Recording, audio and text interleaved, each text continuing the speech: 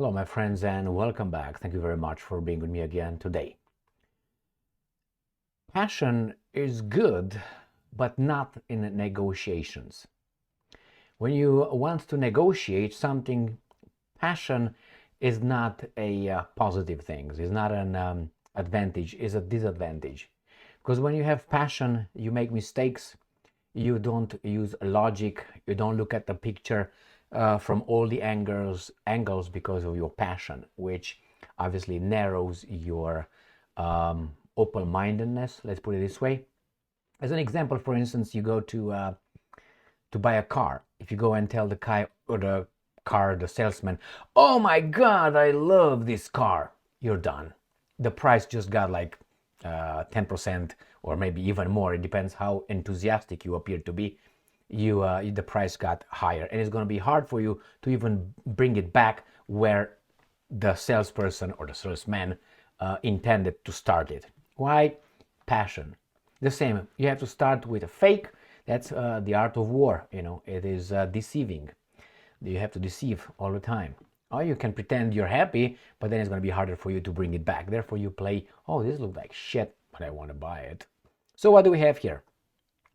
We have a very, very ballsy prime minister, and he is the prime minister of Slovakia. His name is Robert Fico. I covered this individual many, many times, and he is a ballsy guy. Why? Because he dares to stand against. I'm going to show you a picture of Mr. Fico. All right, you got to change that suit, my man, or hit the gym. That little button over there is like mine here. So you either do something about it, change the suit, start investing in the neck as well. But anyway, I like the guy. Why? Because he's ballsy. He doesn't bulge. He doesn't barge, booge, but he doesn't bow in front of these guys in charge of us. So what happened? If you remember, Robert Fico, his party ran on a platform that no more money will be sent, aid from the Slovakian government. But if towards Ukraine, if the Ukrainians want to make deals with our private companies, that's fine, but not from our government, not from our people. And for that, he was ostracized. Oh my God, that's a far right, whatever, populist, and all the terms that draw our attention. When the media calls anybody like that, be inclined to think that that's a good person, okay? Or at least it's on the side that you might be on the side. When they call, "Oh, he's a far right," or "he's an extremist," or "he is this," when the government calls someone like that, that means that someone makes a dent in their narrative. And not only. So what's going on here? Prime Minister Fico is scheduled to meet Prime Minister Zmihal of Ukraine. I think Monday. And he made some so-called controversial statements. Now, the controversial statements nowadays are true statements. Statements that employ logic, objectivity, open-mindedness, and pragmatism. Pragmatism is like you get the things done. But you have passion.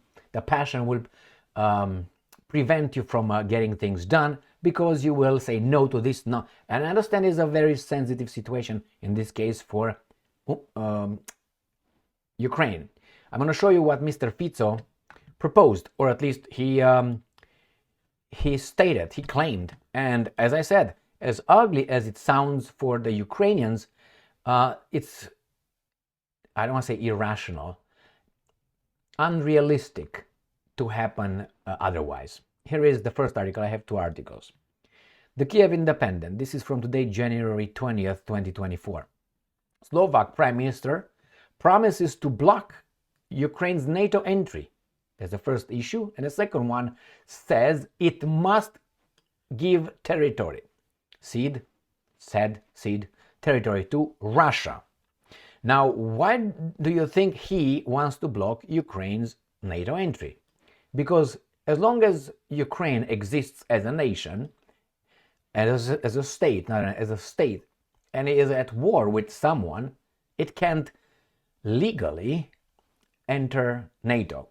be admitted, because if it gets admitted, it's going to draw the whole alliance according to Article 5 of the alliance. If someone is attacked, everybody else has to intervene. Now that's a long story. So let's go back to the article and see the details, and then we're going to go to the second article. Slovak Prime Minister Robert Fico came out with another anti-Ukrainian public statement. Well, what do you expect? Everybody says we're going to defeat Russia. We're going to inflict a strategic defeat on Russia. What do you mean? And he's going to argue. He's going to be logical and objective. It doesn't sound good at all for Ukrainians, okay? But give me another realistic option. Slovak radio that he would block Ukraine's accession to NATO. Fico is scheduled to meet with Ukrainian, we have to know that it's Ukrainian, Prime Minister Denis Mihal on January 24th. That's not Monday, anyway. The Slovak premier, who consistently joins Hungarian bad boy leader Viktor Orbán in repeating Russian talking points about Ukraine, then claimed that Kiev is dominated by Washington. Now, is this a talking point? Do you think that Kiev is dominated by Washington? Raise your hand if you think so. All right. I don't think it's dominated. I think it's led, is directed, is controlled, is in charge. There's even more than domination over there. But he said Ukraine will have to give a piece of its territory to Russia, which he called a compromise. And I'm quoting Fico. What do they expect? That the Russians would leave Crimea, Donbas, and Luhansk? That's unrealistic. Ugly as it is, pragmatism says what? You want to be a nation? It seems like the Russians lately, even Putin, said that guys in charge of the Ukrainian nation are pushing it to a, how should I put it?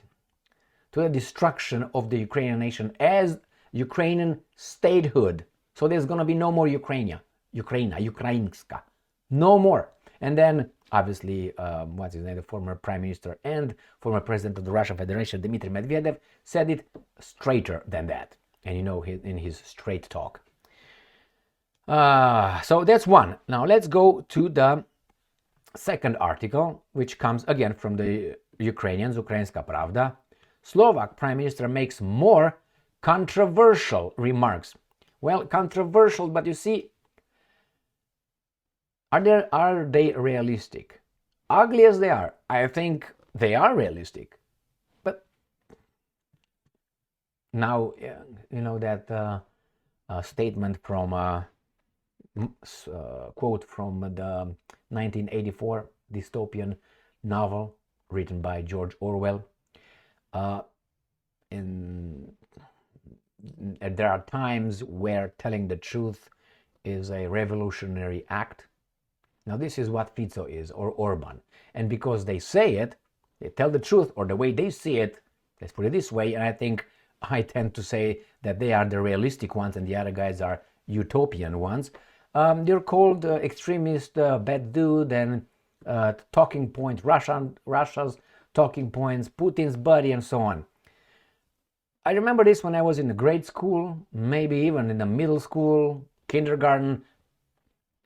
My fellow, I don't know, guys over there would talk like this. And everything beyond the grade school, let's say maybe secondary school, would be beyond the 8th grade. If you would talk like this, so let's say we debate something, is this white, is this black, okay, let's see, it isn't, and all of a sudden the other one says, you're just a stupid, you're stupid, you're bad, you're an imbecile.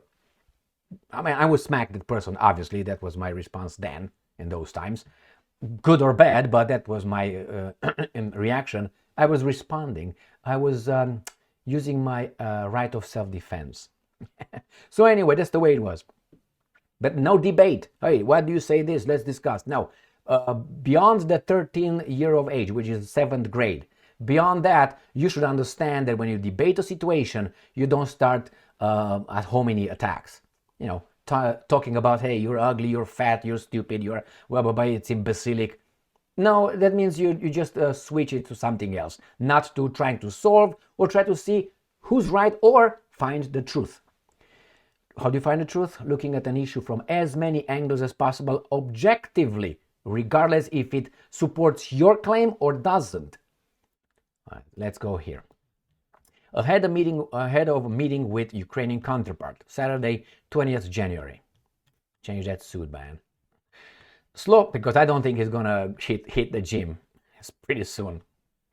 Slovak Prime Minister Robert Fico, who is scheduled to meet made further controversial remarks about Ukraine. All right, he says, the Fico said he intends to announce at the meeting with Zmihal that he will block Ukraine's accession to NATO in every possible way. And I'm quoting, this policy is of great importance to me, Fico said. He said Ukraine was under, and I'm quoting, absolute US influence. Over there, they said dominance, didn't they? Where is that? Where is it? Ah, man. Blind motherfucker. Somewhere. Jesus Christ, I'm too close, I don't even see it. There you have it. I needed 1,000 years to find it. Because I was looking for US, not Washington. But anyway, here it is. Absolute US influence, and hinted that it would have to give up a part of its territory to Russia. And I'm quoting, there has to be some kind of compromise, which will be very painful for both sides. What do they expect? The Russians to leave Crimea, Donbass, and Luhansk? That's not realistic. The Slovak Prime Minister added that there will be no joint press conference after the meeting with Zmihal, as Ukraine does not want one. Fico wanted to present Zmihal with a list of the humanitarian aid provided by Bratislava. He also wants to confirm that Ukraine will no longer receive military aid from Slovakia. Previously, during a press conference with Hungarian Prime Minister Viktor Orbán, Fico reiterated his earlier claim that Russia's war against Ukraine, and I'm quoting, has no military solution. Well, the thing is this. That's not the point. For people like you and I, who want to start something and finish something, it makes sense. We function, we work like that.